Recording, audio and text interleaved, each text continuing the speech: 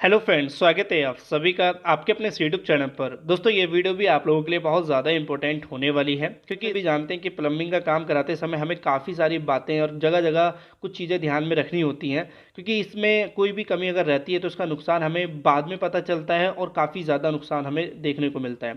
तो यहाँ पे दोस्तों, अगर आपने हमारे चैनल को सब्सक्राइब नहीं किया तो सब्सक्राइब कर लीजिए, साथ में बेल आइकन को ऑन कर लीजिए और ये बिल्कुल फ्री है, आप अपने इस फ़ोन से कर सकते हैं। चैनल पे हमने काफ़ी सारी वीडियो डाली है तो उनको भी आप देख सकते हैं, साथ ही हमने उनकी प्लेलिस्ट भी बना रखी है। तो यहाँ पे मैं बात करूँगा, जब भी आप अपने घर में बेस लाइन डालते हैं, ठीक है, जैसे कि आप कोई बाथरूम की बेस लाइन डाल रहे हैं या टॉयलेट की डाल रहे हैं या किचन की या फिर रेन वाटर पाइप जो आपके जा रहे हैं, वो सब चीज़ें जो रहते हैं तो आप थ्रू आउट बाहर की साइड को निकालते हैं।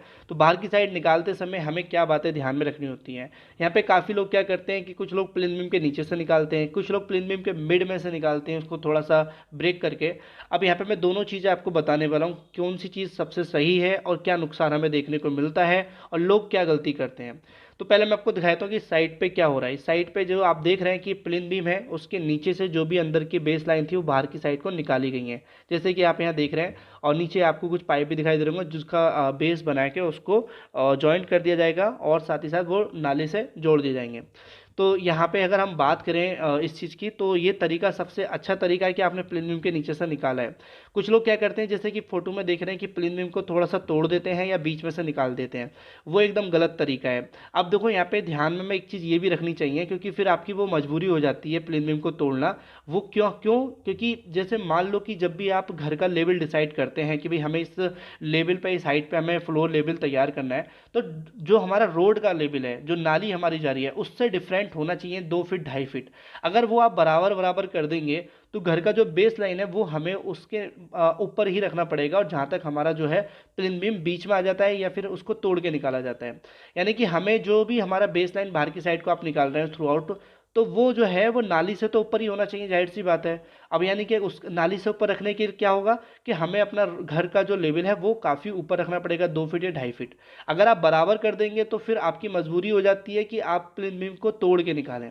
अगर आप तोड़ के निकालते हैं पाइप को, तो फिर क्या दिक्कत होगी, जो प्लेन बीम हमारा काम कर रहा था कि नीचे की जो नमी होती है वो ऊपर आने ना दे, क्योंकि जब उसमें बीच में जॉइंट पड़ जाएगा तो प्रॉब्लम होती है, क्योंकि फिर कहीं ना कहीं नमी जो है वो ऊपर धीरे धीरे आने लगती है। प्लेन बीम हमारे घर की जो भी कॉलम होती है उनको आपस में बांधे रखता है, साथ ही साथ जो भी नीचे की नमी होती है ऊपर को आने से रोकता है। जैसे कि आप देख रहे हैं यहाँ पे नीचे वाली दीवार थोड़ी सी आपको गंदी हो रही होगी या फिर नमी सी गीली दिखाई दे रही होगी, और जो ऊपर की दीवार है इसके ऊपर उसमें कोई नमी नहीं है, तो यानी कि नमी जो सीरण है उसको भी रोक के रखता है। और अगर आप एक बार कॉलम प्लेन बीम को तोड़ देते हैं तो वो उतनी स्ट्रेंथ भी नहीं बच पाती उसमें, जो एक हमारे बिना किसी तोड़े प्लेन बीम में होती है, क्योंकि उसमें किसी भी तरह का कोई वॉइड्स नहीं रहते हैं, सरिया भी हमारी प्रॉपर फिटिंग रहती है।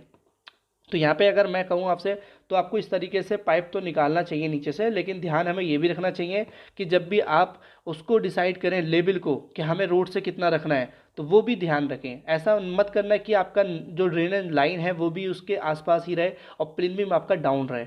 उस कंडीशन में फिर आपको, आपके पास कोई ऑप्शन नहीं बचेगा, कॉलम को, वो प्लेन बीम को तोड़े बिना आपका काम नहीं बनेगा। तो पहले ध्यान रखें जिससे आप आगे गलती ना करें। लोगों ने जो मेरे से सवाल पूछे वो क्या पूछे हैं, क्योंकि इसी से रिलेटेड है। जब आप एक घर की कंस्ट्रक्शन करते हैं, सवाल यही था, तो क्या हम उसमें जो भी हमने कॉलम दिए हैं और कॉलम देने के बाद उनका जो एक मंजिल कंस्ट्रक्शन हो चुका है या करने वाले हैं, उसके बाद उनका एक मंजिल का और प्लान है, तो वो कॉलम में जो चेंजेस करते हैं और वो क्या गलती कर देते हैं वो मैं आपको इस वीडियो में बताऊंगा, और आपको क्या चेंजेस करने चाहिए, क्या चेंजेस आप नहीं कर सकते, वो सब। तो वीडियो में एंड तक यहाँ देखते रहना, क्योंकि एक एक चीज़ हम कवर करेंगे।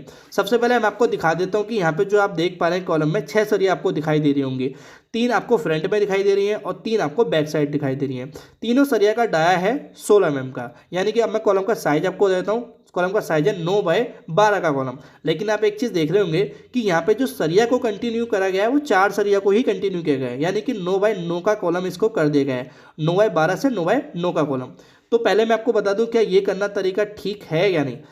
ये तरीका ठीक है, लेकिन आपको कब करना तरीका ठीक है वो जानना बहुत ज़्यादा जरूरी है। तो तरीका तब, जैसे कि आप देख रहे हैं 9/12 का कॉलम है।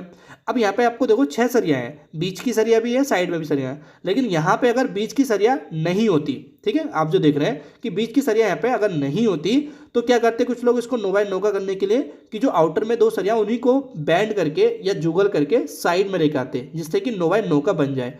तो वो तरीका बिल्कुल गलत है। तो ठीक है, ये आपको ध्यान रखना है। दूसरा तरीका यहाँ पे आप जो दूसरा सवाल मेरे से पूछा था कि अगर मान लो कि हमारे कॉलम में सरिया है 16 mm की, तो क्या हम उसको एक मंजिल और बना रहे हैं तो उसमें 12 mm का सरिया दे सकते हैं या नहीं। देखो यहाँ पे मैं कहना चाहूँगा, अगर आप 9x12 के कॉलम को 9x9 कर रहे हैं तो फिर आपको 16 mm की सरिया ही रखनी पड़ेगी, फिर उसमें आपको 12 mm की सरिया नहीं करनी है।